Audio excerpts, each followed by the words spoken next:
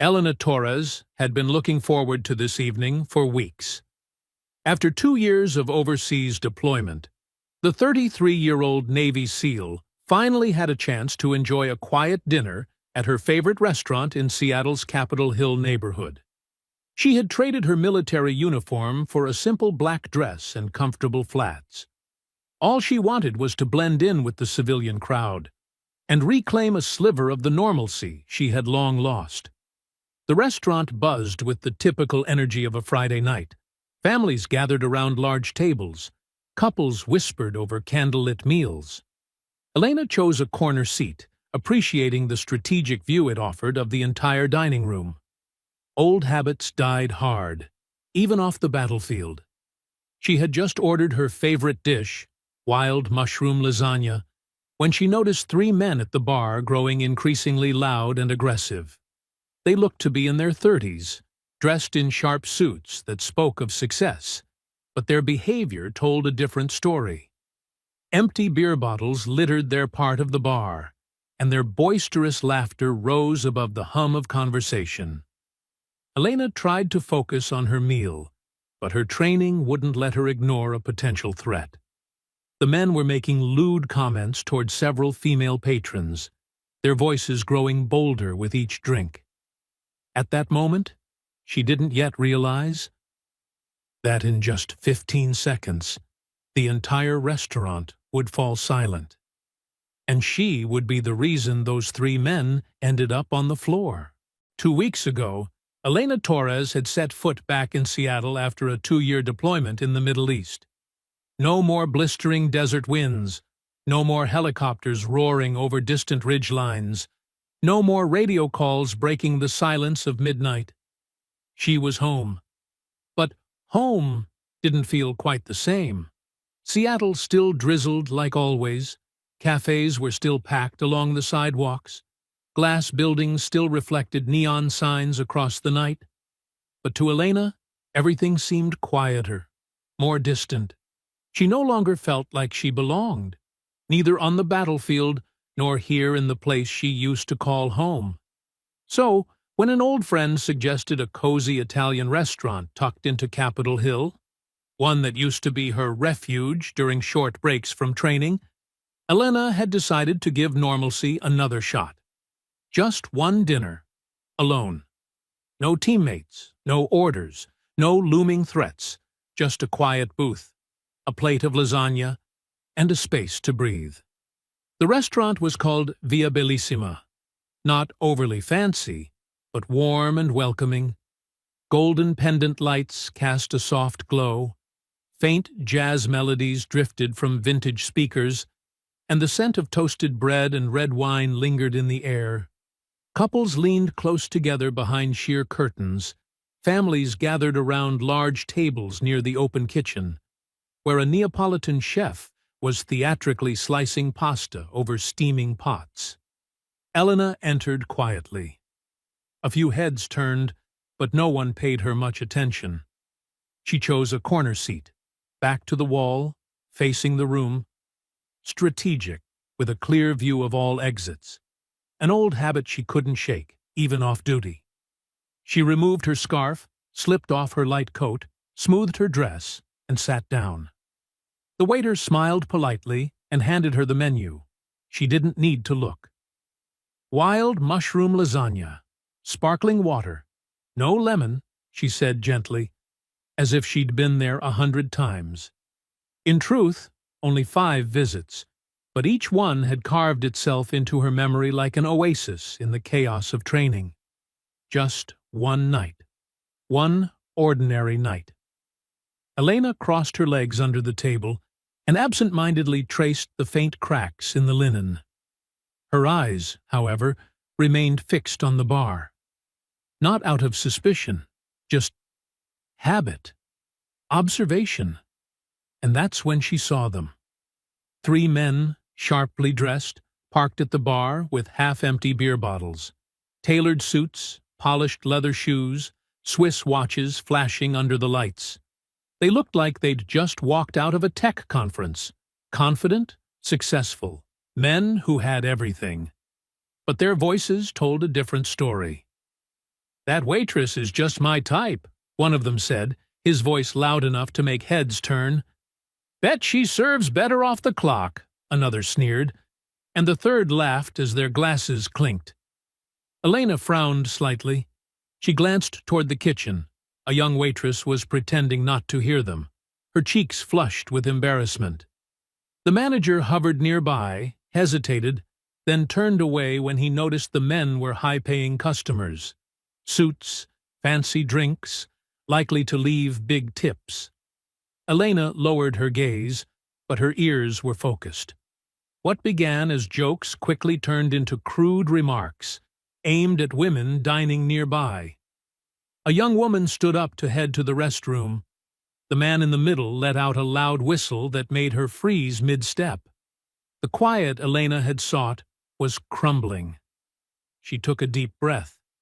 She wasn't a cop. She wasn't in uniform. This wasn't a battlefield. But her eyes stayed locked on the three men, their movements, their laughter. Amid the hum of silverware and clinking glasses, she was the only one seeing it clearly. Something was about to cross a line, and when it did, she knew. She wouldn't be able to look away. After about 20 minutes of quiet observation, Elena began to notice something troubling in the way the three men at the bar were behaving. At first, they had merely flirted obnoxiously with the waitstaff. Then they began making comments about the women at nearby tables. Now, their attention had clearly shifted to a young couple sitting near the center of the restaurant. Elena's eyes narrowed slightly. The woman looked to be around 23, with long chestnut hair cascading down her back, wearing a soft blue dress, modest yet elegant. She was beautiful, but visibly uneasy, as if she could feel the weight of someone's gaze. The man beside her, likely her boyfriend, appeared about the same age. Clean-cut, in a white button-up shirt, he was speaking to her in hushed tones. They were both trying to act normal, but Elena could tell they were no longer comfortable. Something was happening, and it wasn't going to end well. The man in the center, whom Elena would later learn was named Nate Coleman, stood up first. He pulled the napkin from his collar, waved toward the bar for another drink, and strolled over to the young couple's table like he'd been invited. "Sorry to interrupt," he said with a smirk, hands tucked into his pockets, "but I couldn't help noticing you. You really stand out in a place like this." The young woman, Ava, froze. She gave a polite but firm smile. "I'm sorry, but we're having a private dinner." Nate grinned wider. "Oh, of course. It's just, I figured someone as lovely as you deserved an offer for a real drink. From a real man." Her boyfriend, Matt, stood up calmly. His voice wasn't loud, but it was clear.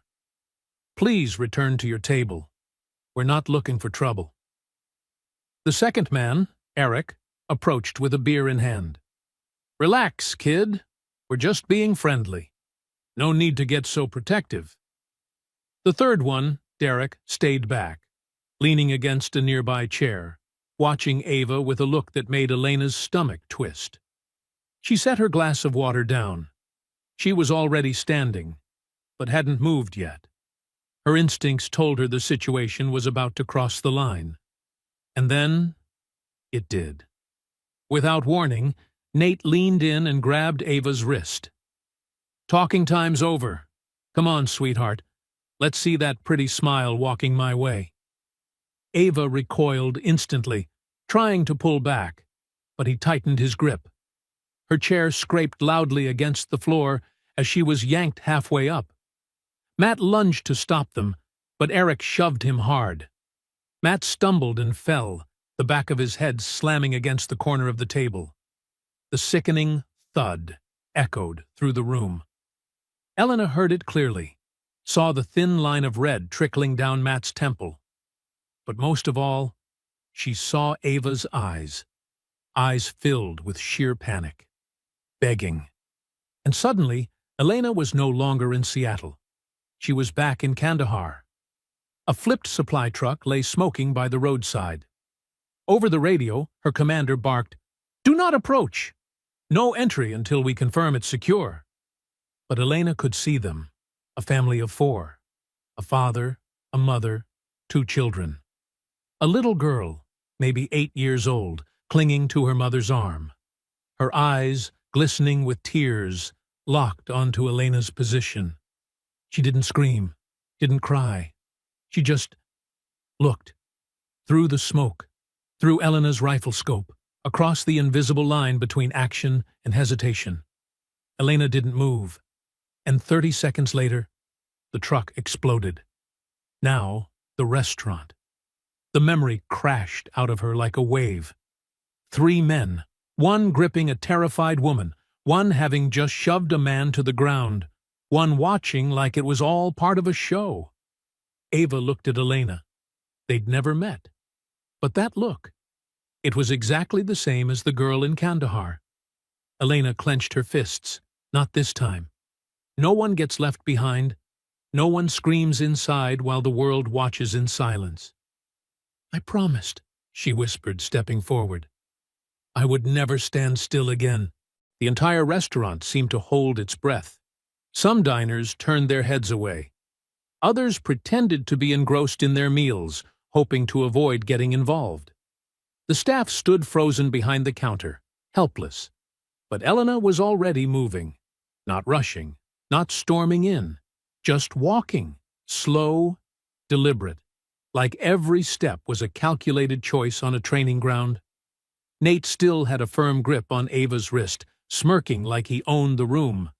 Matt was lying on the floor, one hand on his head, blood trickling from a shallow cut above his eyebrow. Elena stopped just a few feet from them. Her voice cut through the tension. Low, steady, completely calm. "Let her go, and return to your seat." The 3 men turned to her at once, caught off guard by her sudden presence. Their eyes scanned her, head to toe. A small woman, barely 5'3", dressed in a plain black dress. No fury, no trembling, only a chilling level of control. Nate squinted. "Who the hell are you? Her mom?" Eric stepped forward, snickering, beer in hand. "Nah, she's got the hero complex. Gonna save the day, huh?" He leaned in and reached out, laying a hand on Elena's shoulder. A light touch. But for Elena, that was more than enough. In less than a second, her hand shot up, seized his wrist, twisted it sharply outward, and used his own forward momentum against him. Eric didn't understand what was happening. All he knew was that a moment later, his back slammed into the tile floor with the dull, heavy thud of a sandbag hitting concrete. Boom! Utensils clinked on nearby plates. Elena didn't pause. Nate, stunned, released Ava but immediately swung at Elena. A wide, angry punch, fast but desperate. Elena ducked and pivoted, avoiding most of the blow. But his fist grazed her shoulder, leaving a stinging bruise. Pain flared, sharp and sudden. But it didn't slow her. Instead of retreating, she stepped forward, planted her foot, brought her left hand up to grip the back of his neck, and spun, slamming her elbow into a pressure point just beneath his jaw. His knees buckled on contact. Nate collapsed forward, his head striking the edge of the table. Plates and wine glasses crashed to the ground in a chorus of shattering glass. Derek panicked. He bolted toward the exit, shoving chairs out of his way. But Elena was already there, standing firmly between him and the door. He charged like a frightened animal, trying to break past her, but she sidestepped, grabbed his wrist mid-motion, and redirected his weight with practiced ease. He went flying sideways, tumbling hard across the floor. Gasping, chairs overturned, glass crunched underfoot. 3 grown men, one curled on the floor, one sprawled beside a broken table, one groaning by the entrance, had all been incapacitated in exactly 15 seconds. Elena stood still amid the chaos, her dress slightly disheveled, her shoulder sore and bruised, but her face calm, eerily calm, as if she had just completed a training drill, not neutralized 3 aggressive assailants in the middle of a crowded restaurant. She took a deep breath, scanning the room. Then she turned to Ava, who was still frozen in place, eyes wide, her hands shaking. "Are you all right?" Elena asked softly. And that voice was the only warm thing left in a night that had just turned explosive. No one in the restaurant fully understood what had just happened. A small woman, dressed like any other diner, had spoken only a few calm words, and within moments, 3 well-dressed men were sprawled across the floor. But if someone were to review the footage from the restaurant's CCTV, they would see everything, clearly, frame by frame, with shocking precision. Elena stood a breath away from Eric. The moment his hand touched her shoulder, it took her less than a second to react.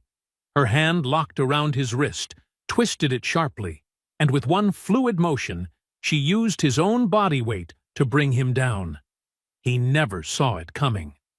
In the next instant, his back slammed against the tile floor with a forceful thud.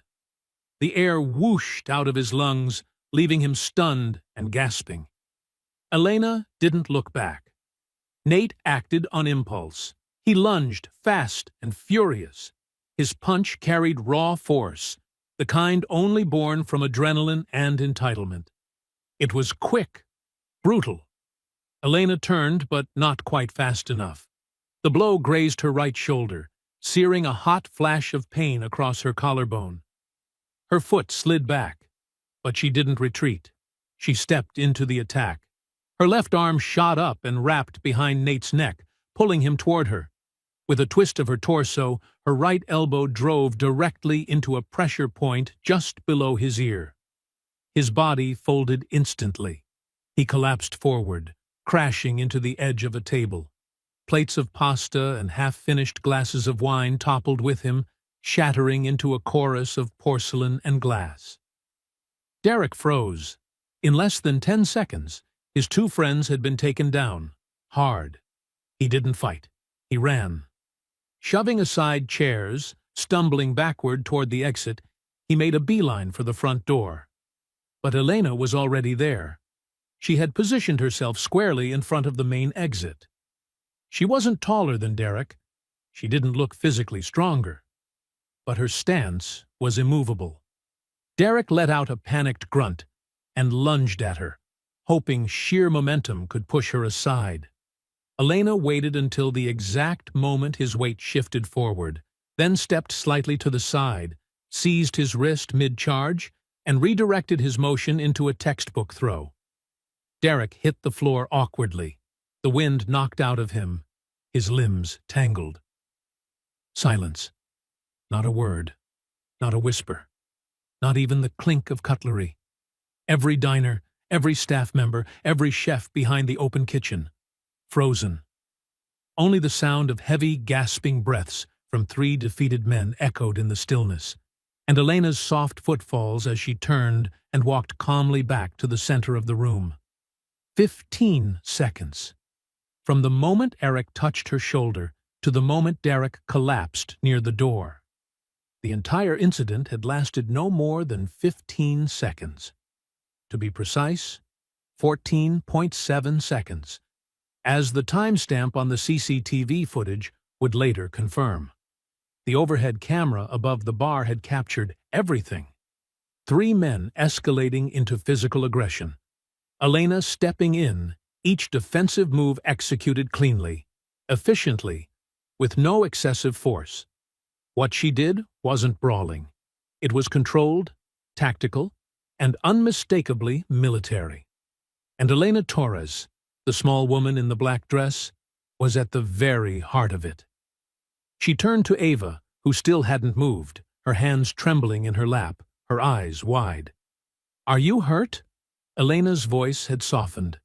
Gone was the cold, commanding tone from seconds ago. Now it was warm, genuinely concerned. Ava nodded slowly, then burst into tears, covering her face with her hands. Matt had managed to sit up. He was still dazed, blood streaking one side of his forehead. But his gaze never left Elena.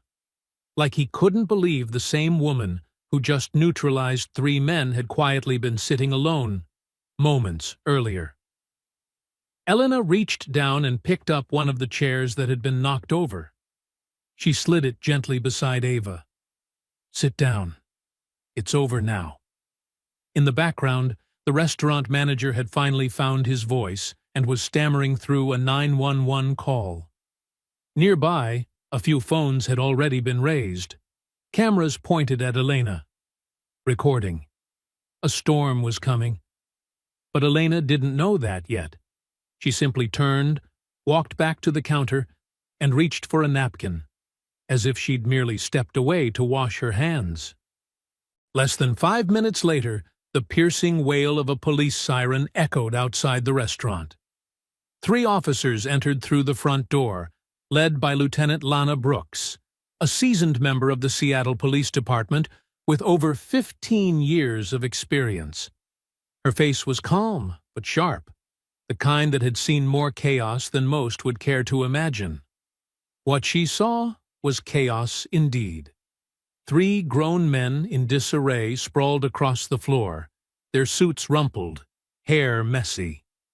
One of the tables had been overturned, food splattered across the floor, and the patrons were frozen in a stunned silence. Elena stood near Ava, holding a napkin in one hand, as composed as someone who'd merely spilled her drink. Officer Brooks scanned the room and spoke clearly. Who here was directly involved? Immediately, Nate, now sitting up and still dazed, pointed straight at Elena. Her! She attacked us for no reason. We were just talking to people and she went nuts, Eric chimed in, still cradling his injured wrist. She knows some kind of martial arts or something. She's dangerous. I want to press charges for assault. Derek, sitting slouched against the wall, said nothing, but his eyes darted nervously around the room, clearly searching for someone to back them up. Officer Brooks raised an eyebrow. She'd seen her fair share of bar fights, but it wasn't every day that 3 corporate-looking men ended up on the floor, while their alleged attacker looked like she was waiting for a cab. She turned to Elena. Ma'am, can you tell me what happened? Elena nodded. Her voice was steady and deliberate, her words crisp, not a single trace of panic or hesitation.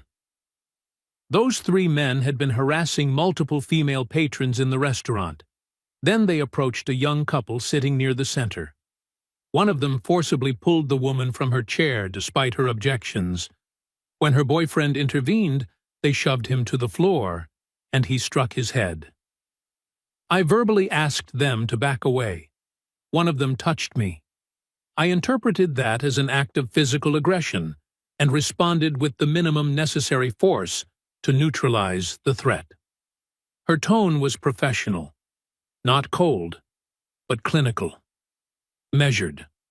Officer Brooks studied her for a moment. No raised voice, no defensive body language, no adrenaline crash. Her breathing was even, her posture unshaken. She didn't look like a victim, but she didn't look like a perpetrator either. She looked trained. Before Brooks could ask another question, a voice spoke up from across the room. An older gentleman, about 70, dressed in a brown tweed jacket, stood with the help of a cane. I saw the whole thing. Those 3 had been bothering women since they came in. When that young girl was pulled out of her seat, this woman stepped in. She didn't throw the first punch. She stopped something terrible from happening. A middle-aged woman at a nearby table added quickly, My daughter was too afraid to go to the restroom because of those guys. This lady saved the night for everyone here. One of the waitresses, the one who had been harassed earlier, stepped forward, voice trembling slightly. They kept saying disgusting things to me. I was terrified, but she didn't do anything wrong. She just Protected people. Ava stood up. Though her legs were shaky, she held Matt's hand tightly as they walked toward the officers. "She saved us," Ava said, her voice thick with emotion. "When he grabbed me, I didn't know what to do. She was the only one who stood up." Matt nodded, a dried streak of blood on his forehead. "I was shoved, but I saw it clearly. She spoke first. They didn't listen." Officer Brooks turned to the restaurant manager. He gave a quick nod, clearly still rattled. "The security camera caught the whole thing. I can pull it up right now if you want to see it." Brooks gestured to her colleague, then glanced back at Elena. "You're remarkably calm, ma'am. Do you have any formal training?" Elena met her gaze evenly. No flinching, no dodging. "I have a military background." Brooks nodded slightly. That confirmed a lot and opened more questions. Her instincts told her this wasn't a typical self-defense case. And when the CCTV footage began to play in the back office minutes later, every detail of Elena's account matched perfectly. When the CCTV footage finished playing, Officer Brooks remained silent for a moment. What she had just seen was undeniable. 3 men harassing other patrons, Elena stepping in, offering a verbal warning, then being touched, followed by precise, calculated responses. No excessive force, no hesitation, no waste of motion. It was surgical, controlled, almost inhuman in its precision. Brooks looked at Elena and said quietly, "I knew you weren't just a regular civilian." Elena didn't reply. Inside the small office behind the restaurant, it was just the two of them. No cameras, no witnesses, just quiet truth. "So, who are you really?" Elena glanced down at the untouched cup of tea in front of her. She took a slow breath, then met Brooks's eyes. "I served in the Navy. Special Operations. I was a SEAL." Brooks raised an eyebrow. She had suspected as much, but hearing it confirmed still gave her pause. "And now?" "I'm a physical trainer at a veterans wellness center." Elena shrugged. "Less noise, less gunfire." Brooks gave a small nod. "You don't need to say anything else. I'll handle things from here." But it didn't end there. Less than 24 hours later, the restaurant's security footage was leaked online. A staff member had shared it with a friend, who posted it to Reddit. A clip trimmed to exactly 15 seconds titled, "Woman in Black Dress Drops 3 Men in Under 15 Seconds at Seattle Restaurant." It spread like wildfire. A TikTok edit with dramatic background music racked up over 3 million views in just one day. Twitter flooded with hashtags Black Dress Protector, 15-second legend, Seattle heroine, then came the media. Fox, CNN, MSNBC. Reporters stood outside the Veterans Center where Elena worked. Microphones and cameras pointed at everyone coming in and out. Elena refused every interview. She didn't post on social media. She didn't speak to the press. She just wanted her life back. Quiet, private. But the world had shifted. Her students at the fitness center looked at her like she wore a cape. Strangers at cafes gave her knowing nods. Letters, emails, and messages of gratitude poured in. Elena felt herself dragged into a spotlight she never wanted. One afternoon, after finishing her class, she noticed 2 people waiting at the gate of the center. She recognized them immediately: Ava and Matt. Ava looked thinner, still recovering. Her expression no longer fearful, but still carrying a quiet tension. She wore a loose jacket, hands wrapped around her bag strap. Matt nodded politely. His voice was soft. "We just wanted to thank you, not just for that night, but for everything after." Elena gave a small smile. "Are you two doing okay?" Ava hesitated, then said gently, "I couldn't sleep for days. Every time I closed my eyes, I saw it again. But then I kept thinking, if you hadn't been there, I might not be here to have nightmares. We've been seeing a therapist, both of us, and we're learning not just how to recover, but how to live. She reached out and took Elena's hand. I don't know anything about who you are besides your name, but to me, you're the reason I'm still here. Elena didn't know how to respond. She had saved lives before, many times, but those were missions, orders, duty. This was the first time someone had come back and said, "You saved me." That evening, Elena didn't go straight home. Instead, she walked past the old restaurant, the place where it had all started.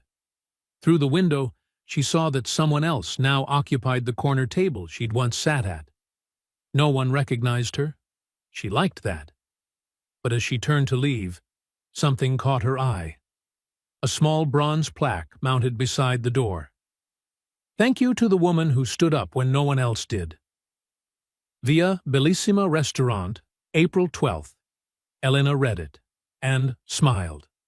Not from pride, but because she knew, in that moment, that her decision to act had brought someone home safely. And for her, that was enough. Just days after the incident, the name Elena Torres was no longer a mystery online. An independent military blog traced clues from the viral video, cross-checked training rosters, and confirmed Elena had served in the U.S. Navy SEALs. She had been awarded twice for valor during field operations. The news spread like wildfire. Mainstream media jumped in. CNN called her the Silent Warrior. The New York Times published a full feature dissecting her 15 seconds of tactical brilliance, complete with motion diagrams of every move she made in the restaurant. A tabloid dubbed her the real-life Black Widow. But none of them had a direct interview with Elena. All the media got was a brief statement from the Navy's Public Affairs Office. Petty Officer Elena Torres formerly served with the U.S. Navy SEALs. She is now honorably discharged and working in a veteran support program. Her actions during the Seattle restaurant incident were in full compliance with protocols for self-defense and emergency intervention. We are proud of the responsibility and courage she demonstrated. Just a few sentences, yet enough to confirm what people had suspected. Elena was no ordinary woman, and from there, a ripple effect began to unfold. 1. Military and civic education programs saw a sudden spike in interest, particularly from young women. Some universities partnered with the Department of Defense to create the Elena Torres Scholarship for Tactical Leadership, reserved for female students aspiring to serve in the armed forces or public safety sectors. 2. The restaurant Via Bellissima became a symbolic location. Tourists in Seattle lined up for a chance to sit at the corner table where Elena sat. The restaurant upgraded its security system, trained staff for emergency response, and partnered with local police for quarterly drills. 3. Public discourse shifted toward responsible intervention. Workshops, seminars, and online courses about how to respond to violence in public spaces began to appear across schools, nonprofits, and even corporations. All of it sparked by just 15 seconds. And Elena? She continued life as before, teaching, training, grabbing coffee at her usual corner cafe. She stayed off social media, declined talk show invites, turned down brand deals. Even when nominated as Woman of the Year by a prestigious magazine, she declined. I didn't do it to be famous. I saw someone in trouble, that's all. Being cast as a national hero made her uneasy, because outside those 15 seconds, people didn't really know her. They didn't know the sleepless nights from war memories. They didn't know the civilians she couldn't save in time. They didn't know the cost of always standing up. Still, she accepted one invitation. A local high school was hosting a forum titled When Should You Step In?, aimed at graduating seniors. Elena showed up unannounced, wearing a plain white shirt and jeans. No medals, no slogans. She didn't give a speech, she just told a story. That night, I was just like anyone else. I just wanted dinner. But I saw someone about to get hurt, and I knew I couldn't walk away. Action doesn't have to be perfect. You just can't stay still. The auditorium went completely silent. One teacher recorded the session, and that simple clip, no music, no editing, went viral. Not because she was a Navy SEAL, but because she stepped forward when others stepped back. And that's when Elena realized, maybe you can't control how the world tells your story, but you can choose how you tell it. 3 weeks after the incident at Via Bellissima, on a typical drizzly afternoon in Seattle, Elena heard a quiet knock on the door of her small office at the Veterans Training Center. A man stepped inside. He wore a dark hoodie, cap pulled low, but Elena recognized him instantly. Eric. The first man she had taken down in those infamous 15 seconds. But today, there was no aggression in him. Just shame. I'm not here expecting forgiveness. I just needed to say, I'm sorry. Elena nodded slowly. There was no anger in her eyes, only calm. You can start by apologizing to Ava and Matt. But if you're here to change, I'd say you're heading in the right direction. Eric nodded, quietly turned, and left.